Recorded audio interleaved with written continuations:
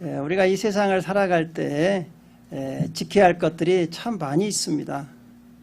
우리의 건강도 지켜야 하고, 또 우리 가정도 지켜야 하고, 또 자녀들도 지켜야 하고, 또 하나님이 우리에게 주신 또 사업장도 지켜야 하고, 또 물질도 지켜야 하고, 참 많은 것을 우리가 지키면서 이 세상을 살아가고 있습니다.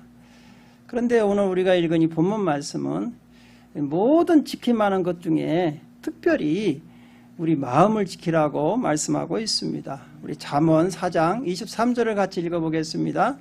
모든 지킬 만한 것 중에 너 내 마음을 지키라. 생명의 근원이 이에서 남이니라 그랬습니다. 왜냐하면 이 마음이 중요하다는 거예요. 이 마음은 우리의 인격의 중심입니다. 지정의가 있어요. 우리 마음속에. 그래서 우리의 생각과 의지를 주장해서 우리가 이 땅에 살아가는 모든 행동을 주장하는 게 어디냐? 우리 마음에서부터 시작된다는 것이죠. 그래서 우리가 이 마음을 잘 지켜야만이 우리가 구원받을 수 있고 이 땅에서 우리가 살아갈 때 행복한 삶을 살아갈 수 있다는 것입니다. 우리가 예수 믿는 목적이 뭡니까? 여러분 예수를 왜 믿습니까? 예수를 왜 믿는 이유는 딱 한 가지예요. 구원받기 위해서 믿는 거예요. 할렐루야? 예, 우리가 예수를 왜 믿느냐? 흑암의 권세에서 또 죄에서 사망에서 우리가 구원받고 하나님의 자녀로 이 땅에 살다가 영원한 천국에 들어가서 영생하기 위해서 우리가 예수를 믿는 것입니다. 그러면 이 구원은 어떻게 이루어지느냐? 우리가 믿음으로 이루어지잖아요. 그런데 이 구원이 우리가 이루어지려면 믿어야 하는데 그 믿음이 어디서부터 시작되느냐 하면 마음으로 믿어야만이 구원에 이른다는 거예요. 로마서 우리 10장 9절을 같이 읽어보겠습니다. 네가 만일 내 입으로 예수를 주로 시인하며 또 하나님께서 그를 죽은 자 가운데서 살리신 것을 네 마음에 믿으면 구원을 받으리라 그랬어요. 우리가 예수를 믿는다는 게 머리로 알고 믿는 게 아니라는 거예요. 마음으로 믿어야만이 진짜로 구원받을 수 있다는 것이죠. 많은 사람들은 이야기를 해보면 나 예수님 알고 있어요. 나 예수님 믿어요. 그런데 정작 예수님 믿는 행동을 하지 않습니다. 그 사람은 머리로 믿고 있지 마음으로 믿지 않기 때문에 행동이 나오지 않는 거예요. 오늘날 많은 코로나로 인해서 많은 분들이 집에서 예배를 드리고 있잖아요. 근데 그분들 대부분이 말씀하는 게 뭐냐? 나 하나님 믿는다는 거예요. 하나님 알고 있다는 거예요. 그런데 그분들이 왜 행동을 하지 못하느냐? 머리로 믿고 있기 때문에 그렇다는 거예요. 그런데 우리가 구원받으려면 반드시 마음으로 믿어야 마음으로 믿어지는 사람은 그 행동이 나오게 되어 있다는 거예요. 그래서 예배를 소중하게 생각한다는 것이죠. 예. 그래서 오늘은 이 소중한 이 마음을 어떻게 지킬 것인가에 대해서 우리가 한번 생각해 보면서 은혜를 나누려고 합니다. 먼저 이 마음을 우리가 알아야 합니다. 하나님께서 주신 이 마음에 지금 우리들의 이 마음 상태를 먼저 알아야 돼요. 하나님께서 첫사람 아담과 하와를 만드셨을 때는 마음이 참 깨끗하고 하나님과 에덴 동산에서 동거하면서 교제하면서 하나님과 거닐었다 이렇게 성경은 우리에게 말씀하고 있습니다. 그런데 이 아담과 하와가 하나님 말씀에 불순종하고 사단의 꾀임에 빠져서 범죄한 후에 이 마음은 부패해버렸다 이렇게 이야기를 하는 거예요. 우리 고린도후서 11장 3절을 같이 읽어보겠습니다. 뱀이 그 관계로 하와를 미혹한 것 같이 너희 마음이 그리스도를 향하는 진실함과 깨끗함에서 떠나 부패할까 두려워하노라. 왜? 우리가 죄로 유혹받고 죄를 짓기 전에는 마음이 깨끗했다는 거예요. 부패하지 않았다는 거예요. 그래서 하나님과 항상 같이 동행했는데 아담과 하와가 죄를 범하면서부터 그 죄로 인해서 마음이 부패해버렸다 그랬어요. 그래서 성경은 우리에게 이렇게 말씀하시다. 모든 만물보다 거짓되고 부패한 것이 우리 마음이라는 거예요. 우리 에레미야서 17장 9절을 읽어볼까요? 만물보다 거짓되고 심히 부패한 것은 마음이라 누가 능히 이를 알리오마는. 그렇죠. 우리 마음이 죄로 인해서 부패되어 버렸다. 이 세상 것들은 다 부패된 것이 없어요. 그러나 우리 사람의 마음만 죄로 인해서 부패돼 가지고 그래서 이 부패된 마음에서 생각하는 것들은 항상 악하고 죄 짓는 것만 생각한다는 거예요. 그래서 창세기 6장 5절은 우리에게 이렇게 말씀하고 있습니다. 여호와께서 사람의 죄악이 세상에 가득하고 그의 마음으로 생각하는 모든 계획이 항상 악할 뿐임을 보시고. 그렇죠. 그러니까 우리는 자고 나면 좋은 생각을 해야 하는데 자고 나면 죄 짓는 생각만 한다는 거예요. 항상 계획하는 게 무슨 생각? 악한 생각만 한다는 거예요. 그래서 우리 예수님께서도 이렇게 말씀하셨어요. 너희 마음이 죄로 인해서 부패해서 너희 마음에서 나오는 것들이 다 악한 것들만 나온다는 거예요. 우리 마태복음 15장 우리 19절도 한번 볼까요? 마음에서 나오는 것은 악한 생각과 살인과 간음과 음란과 도적질과 거짓 증언과 비방이니 그랬습니다. 우리 모든 사람은 마음이 이처럼 죄로 인해서 부패되어 버렸다는 것이죠. 그래서 우리가 법 없이 산다고 그런 분들 많이 있죠. 그러나 여러분 성경은 법 없이 사는 사람은 아무도 없다는 거예요. 의인은 없나니? 하나도 없고 모든 사람의 죄를 범하면 하나님의 영광에 이르지 못한다는 거예요. 왜 그러느냐? 우리 마음이 죄로 인해서 부패해버렸기 때문에 그렇다는 거예요.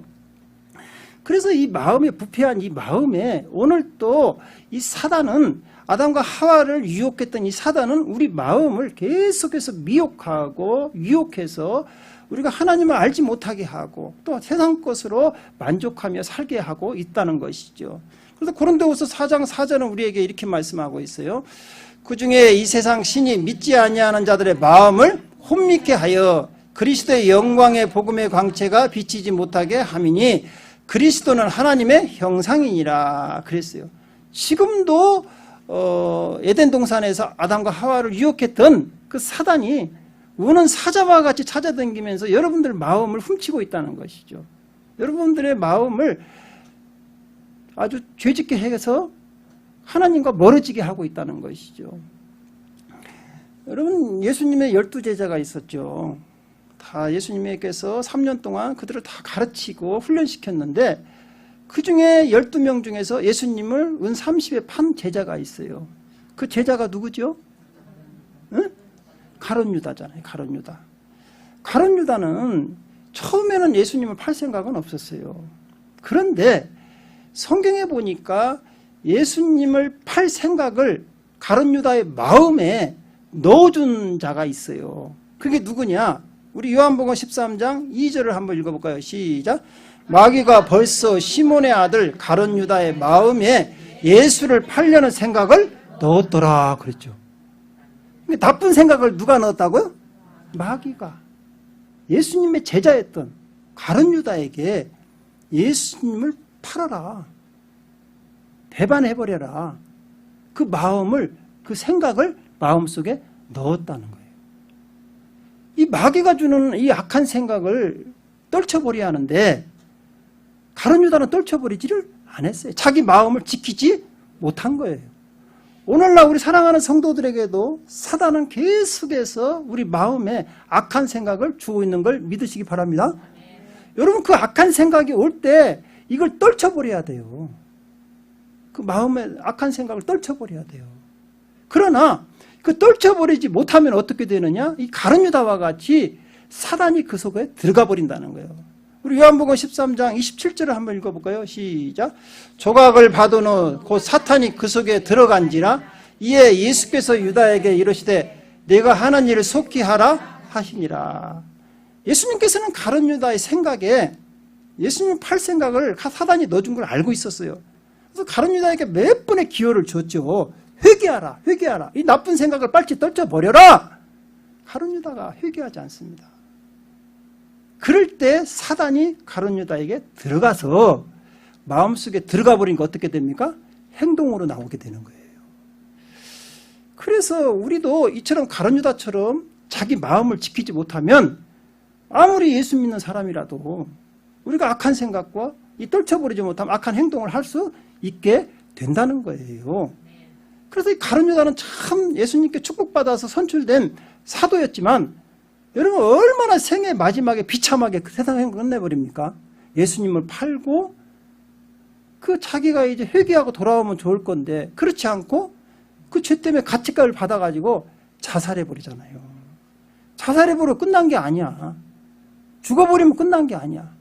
영원한 지옥에 들어갔고, 또 오늘날 배신의 아이콘이 누구요? 가룟 유다. 배신자 하면 가룟 유다. 지금도 욕을 먹고 있어요. 2000년들도 앞으로 계속해서 욕을 먹을 거야. 그러니까 여러분, 이것이 어디에부터 시작된 거예요? 자기 마음을 지키지 못한 것에서부터 시작됐다는 것이죠. 그러면 우리가 이 부패한 마음을 어떻게 해야 하느냐 이거요. 이 마음을 깨끗하게 정화시켜야 할 거 아닙니까? 그런데 우리 마음을 깨끗하게 정화시킬 것은 아무도 없습니다. 여러분 뭐 오늘날 무슨 어떤 종교에서 마음 수련회나 마음을 정결케 한다. 여러분 죄로 부패한 마음은 정결케 할 수가 없는 거예요. 그래서 하나님께서는 이 부패한 마음을 우리에게 깨끗하게 하기 위해서 예수님의 보혈로 우리로 죄를 씻으시고 성령께서 그 마음을 새롭게 깨끗하게 창조하셔야만이 우리가 새 마음을 얻을 수 있다는 거예요. 사람의 힘으로는 마음을 깨끗하게 할 수가 없습니다. 그래서 죄 짓는 사람들을 막 교도소에다 가두죠. 10년, 20년을 가두면 거기에서 마음이 깨끗해집니까? 더 악해져서 나오는 거예요. 거기서 모반범죄를 또 배워가지고 또 나오는 거예요. 그러니까 사람을 무슨 교정시설에다 넣고 무슨 교육을 시킨다고 해서 마음이 정결해지는 게 아니라는 거예요. 하나님께서 우리 마음을 깨끗하게 씻어줘야만이 그 마음이 새로워진다는 것이죠. 그래서 우리가 마음을 깨끗하게 하려면 성령이 우리에게 임해야 하는데, 성령이 임하려면 우리 마음에 죄를 먼저 회개해야 합니다. 그래서 사도행전 2장 38절은 우리에게 이렇게 말씀하고 있어요. 시작. 베드로가 이르되 너희가 회개하여 각각 예수 그리스도의 이름으로 세례를 받고 죄사함을 받으라. 그리하면 성령의 선물을 받으리니. 죄가 있으면 성령께서는 역사하지 않는다는 거예요. 우리의 모든 죄를 다 회개하고 우리 마음이 예수의 보혈로 깨끗해지면 성령이 우리 안에 들어오십니다. 그래서 우리를 하나님의 자녀로 인쳐주시고 우리 안에 내주하시는 거예요. 그래서 고린도후서 1장 22절은 우리에게 이렇게 말씀하고 있어요. 시작. 그가 또한 우리에게 인치시고 보증으로 우리 마음에 성령을 주셨느니라. 여러분 마음에 성령이 계시죠?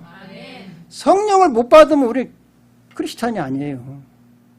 그리스도의 영이 없는 자는 그리스도인이 아니다 그랬어요. 여러분 성령으로 인침받지 못하고 예수를 10년, 20년을 믿어도 구원 못 받아요. 성령이 아니고는 여러분 하늘나라에 들어갈 수가 없어요. 많은 사람들이 자기가 교회에 와서 열심히 봉사하니까 나는 천국 가겠지 그런 사람이 많이 있어요. 나는 오랫동안 믿었으니까, 나는 엄마 뱃속에서부터 믿었으니까, 나는 모태신앙이니까 나는 당연히 천국 갈 걸로 생각하는 거예요. 그러나 여러분 예수님께서 뭐라고 말해요? 물과 성령으로 거듭나지 않으면 하나님 나라에 갈 수 있다 없다? 없다 그랬는데, 성경에 없다고 분명히 예수님께서 말씀하셨는데 자기가 성령 받지도 않았는데 간다고 착각하고 있는 성도들이 수도 없이 많다는 거예요. 사랑하는 성도 여러분, 우리가 반드시 성령 세례를 받아야 합니다. 아멘. 여러분 성령의 인침을 받으셨죠? 예, 그러면 여러분들은 구원의 확신이 있는 거야. 하나님의 자녀인 거야. 그래서 성령이 지금 내 안에 계시는 거예요. 성령이 내 안에 계시면 우리 마음이 새로워진다는 거예요. 우리 에스겔서 36장 우리 26절을 천천히 한번 읽어보겠습니다. 또 새 영을 너희 속에 두고 새 마음을 너희에게 주되 너희 육신에서 마음을 제거하고 부드러운 마음을 줄 것이며 그랬습니다. 누가 오시면? 성령이. 여기서 새 영이라는 것은 성령이에요. 성령. 성령이 우리 안에 오시면 새 마음을 우리에게 주신다는 거예요. 새로움. 그 부패한 마음이 아니라, 그 죄로 물든 마음이 아니라 깨끗한 새 마음을 우리에게 주신다는 거예요. 그래서 우리에게 그 죄로 인해서 딱딱한 아주 강팍한 아주 악한 마음들을 다 제거해서 부드러운 마음으로 변화시켜 준다는 것이죠. 그래서 시편 51편 10절에 다윗은 이렇게 고백하고 있습니다. 시작. 하나님이여 내 속에 정한 마음을 창조하시고 내 정직한 영을 새롭게 하소서. 보십시오. 여기서 우리 마음에 정한 마음이라는 건 뭐냐면 깨끗한 마음. 깨끗한 마음을 창조하신다. 새롭게 하신다. 새로 만들어준다는 거예요. 우리 마음에 죄로 물든 마음을 다 없애주시고 깨끗한 마음으로 우리 마음을 정화시켜 주시고 새롭게 하신다는 것이죠. 여러분, 우리 마음이 깨끗해져야만이 우리가 하나님 나라에 갈 수 있어요. 죄악된 마음을 가지고는 하나님 나라에 들어갈 수가 없습니다. 그래서 예수님께서도 마태복음 5장에 뭐라고 말씀하시느냐, 마음이 청결한 자는 복이 있나니 저희가 하나님을 볼 것이야, 이렇게 말씀하셨어요. 우리 마태복음 5장 8절을 읽어볼까요? 마음이 청결한 자는 복이 있나니 그들이 하나님을 볼 것이며, 그랬습니다. 사랑하는 성도 여러분, 여러분들은 마음 상태는 지금 어떻습니까? 여러분 깨끗하십니까? 하나님 보이십니까? 안 보여요? 할렐루야. 네, 다행입니다. 이거 우리 마음이 깨끗하지 못하면 천국 못 가요. 죄가 있다는 거야. 죄가 있으면 천국 못 들어가요. 어떻게 죄를 가지고 천국을 들어갑니까? 하나님께서 말씀하셨어요. 죄가 있는 사람은 나를 볼 수 없다. 나를 보면 죽어 있거든요. 하나님을 보면 죽어요, 죄 있는 사람이. 그렇기 때문에 성령께서 우리 마음을 정결하게 해서 우리가 하나님 나라에 갈 수 있도록 성령께서 인도하고 가신다는 거예요. 이게 바로 성화예요, 성화. 여러분, 그래서 우리는 날마다 깨끗한 마음을 씻어야 돼. 이게 성화가 안 되면 여러분 천국에 못 들어간다니까. 그래서 우리가 예수님께서 성령을 보내가지고 우리 마음속에서 항상 우리에게 죄를 생각나게 하고 죄를 회개하게 하시고 또 죄를 또 없애주시고 이러면서 성령께서 우리를 자꾸 정화시켜서 예수님 닮아가게 해서 우리가 하나님 나라에 들어갈 수 있게 하신다는 거예요. 할렐루야. 예, 여러분 날마다 주님께서 성령을 통해서 우리에게 새로운 마음을 주신 걸 믿으시기 바랍니다. 그러면 이 깨끗해진 마음을 그러면 내버려 둬도 되는 거냐? 그렇지 않아요. 여러분, 이 마음이라는 것은 또 계속해서 우리는 원죄가 있잖아요. 원죄가 있어서 계속해서 또 쓴뿌리들이 나오게 되는 거예요. 그래서 이 쓴뿌리들을 우리가 제거해야 하는데 이 쓴뿌리들을 제거하기 위해서 가장 좋은 방법은 뭐냐? 어떻게 하느냐?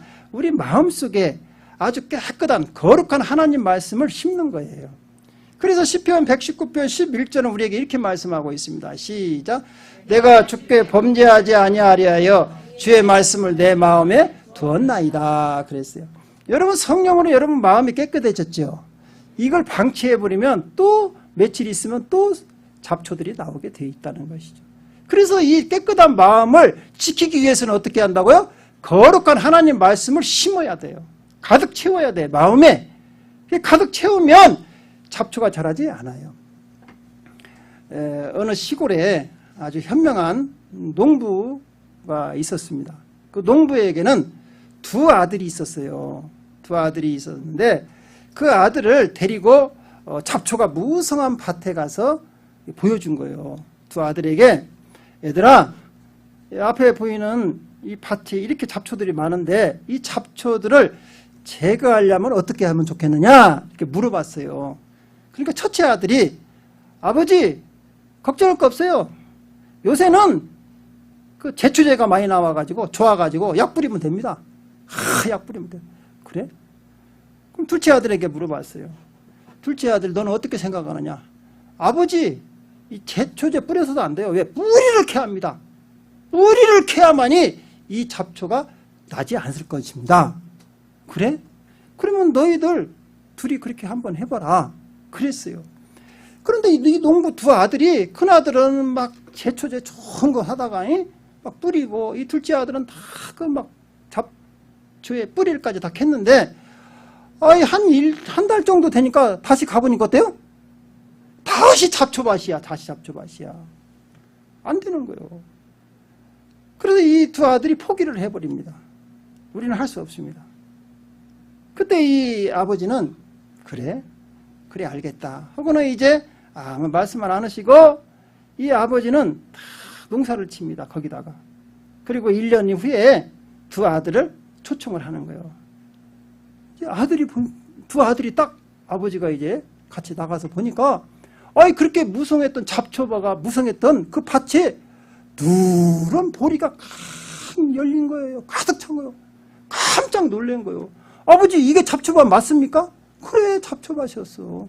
어떻게 이렇게 누런 곡식들이 많이 자랐죠? 그래, 그렇단다. 이게 뭐냐 하면 여러분, 잡초를 없애먹여 갖고는 되는 게 아니라는 것이죠. 거기에 뭐냐? 진짜 알곡을 심어야 한다는 거예요.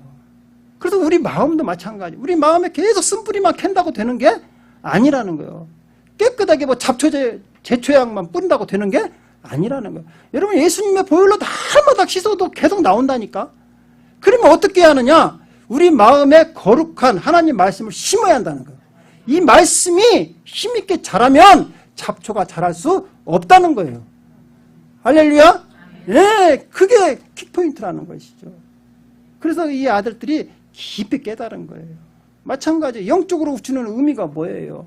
우리 마음에 여러분 말씀, 하나님의 거룩한 말씀을 많이 심으시기 바랍니다. 그러면 잡초가 자랄 생각이 없어요. 두 번째로는 어떻게 우리 마음을 지킬 수가 있느냐? 여러분, 우리 마음은 보는 거, 듣는 거, 말하는 걸 조심해야 돼요. 여러분, 우리가 잘못 보면 계속해서 보지 말아야 할 걸 계속 보면 어떤 생각이 드느냐? 마음이 요동치는 거예요. 라스베가스 또 밤에 또 스트림 나가면 또 야릿거리는 거 많이 보이잖아요. 예, 또 점잖은 양반도 마음이 콩닥콩닥 하는 거야. 그죠? 보는 것이 달려있어요. 또 듣는 것도 좋은 말, 긍정적인 걸 들어야 돼요. 여러분, 부정적인 사람의 옆에 있어서 계속 부정적인 말을 들어보십시오. 여러분, 마음이 황폐해져 버립니다. 그 민수기에 보면 12명의 정착군들이 와서 보고를 하지 않습니까? 그럴 때 10명은 부정적인 걸 보고를 하잖아요. 그죠? 2명은 여호수아와 갈렙은 긍정적으로 보고를 하죠. 그런데 그 10명의 부정적인 보고를 받았던 들었던 그 백성들 보십시오. 얼마나 요동칩니까? 마음이. 그러니까 우리는 듣지 말아야 할 것들은 들으면 안 돼요. 보지 말아야 할 것은 아예 보지 말아야 돼요. 계속 보면서 내 마음을 지키려고 하면 안 된다는 거예요. 입술도 마찬가지예요. 부정적인 말을 하는 사람 가까이 가지 마세요. 여러분, 그래야 여러분 마음을 지킬 수가 있어요. 여러분 보십시오. 우리 아까 창세기 아담과 하와가 있을 때 살았잖아요. 에덴으로 살잖아요. 그럴 때 거기에 누가 찾아왔죠? 사단. 사단은 뭐 하는 사람이요? 뭐 하는 사람도 아니지? 사단은 뭐요? 거짓말쟁이에요. 거짓말쟁이. 원래 처음부터 거짓말하는 사람이에요. 이 거짓말하는 사람이, 그 사단이 와서 하와를 거짓말하잖아요. 그걸 듣지를 말해야 돼요. 듣다 보니까, 그리고는 하나님이 먹지 말아 선악과를 보니까 어떻게 생각이 들었냐? 우리 창세기 3장 6절을 한번 읽어볼까요? 시작. 여자가 그 나무를 본즉 먹음직도 하고 보암직도 하고 지혜롭게 할 만큼 탐스럽게도 한 나무인지라. 여자가 그 열매를 따먹고 자기와 함께 있는 남편에게도 주매 그도 먹은지라. 보십시오. 하와가, 사탄이 와서 하와를 유혹하기 전에는 거기에 선악과가 있었어요. 그때는 봐도 아무렇지도 않았어. 그렇죠? 아니, 동산에 있었다니까. 근데 그때 보고 살 때는 아무렇지도 않았어. 근데 누구 말을 듣고? 사탄의 말을 듣고 다시 보니까 어떻게 됐어요? 먹음직도 하고 보암직도 하고 지혜롭게 할 만큼 탐스러운지라. 그러니까 우리가 듣는 걸 잘 들어야 한다고. 듣는 걸 잘 들어야. 그래서 우리 마음을 지킬 수가 있는 거예요. 그렇지 않으면 여러분 마음이 흔들립니다. 지킬 수가 없는 거예요. 이제 세 번째로 우리가 마음을 지키려면 어때야 하냐? 마음을 확정해야 돼요. 정해야 돼요. 그래서 시편 57편 7절은 이렇게 말씀하고 있어요. 시작. 하나님이여 내 마음이 확정되었고 내 마음이 확정되었사오니 내가 노래하고 내가 찬송하리라. 여기서 자기 마음이 확정됐다고 2번을 반복하잖아요. 2번을. 여러분들도 마찬가지예요. 여러분이 하나님께 마음이 확정되면 그 하나님 말씀을 붙잡고 세상에서 흔들리지 않고 살아야 한다는 것이죠. 여러분 다니엘서에 보십시오. 다니엘과 세 친구들이 바벨론의 포로로 잡혀갔죠. 그런데 그때 왕궁에서 그 왕이 어떤 그 음식을 줍니까? 우상에게 바쳤던 음식을 주잖아요. 그러니까 다니엘과 이 세 친구가 뜻을 정하고 마음을 확정하고 우리는 우상의 그 재물을 먹지 않겠다. 정했다는 거예요. 이게 중요한 거예요. 그래서 다니엘서 1장 8절 한번 읽어볼까요? 시작. 다니엘은 뜻을 정하여 왕의 음식과 그가 마시는 포도주를 자기를 더럽히지 아니하려 하고 자기를 더럽히지 않도록 환관장에게 구하니. 그렇죠. 여기서 보죠. 확정한 거예요. 나는 죄를 짓지 않겠다. 죄와 타협하지 않겠다. 여러분 요셉도 보십시오. 보디발의 아내가 유혹했을 때 그 죄와 타협하지 않잖아요. 우리가 마음에 이렇게 확정하고 확증하면 주님께서는 우리를 사랑하셔서 축복해 줍니다. 다니엘 보십시오. 다니엘 세 친구들에게 지혜를 10배나 뛰어나게 해줘요. 높여주십니다. 요셉을 예굽의 국무총리로 높여주세요. 그래서 우리가 이처럼 자신의 마음을 확증하고 심지가 곧은 사람은 하나님께서 우리와 함께 하셔서 우리 마음과 생각을 지켜주신 걸 믿으시기 바랍니다. 우리 빌립보서 4장 7절 한번 읽어보겠까요? 그리하면 모든 지각에 뛰어난 하나님의 평강이 그리스도 예수 안에서 너희 마음과 생각을 지키시리라. 할렐루야. 사랑하는 성도 여러분, 우리가 지켜야 할 것은 우리 마음입니다. 모든 문제는 우리 마음에서부터 시작됩니다. 여러분 마음을 지켜서 날마다 선한 싸움에 승리하시고 하나님께 축복받는 성도들이 되시기를 주님의 이름으로 축원드립니다. 기도하겠습니다.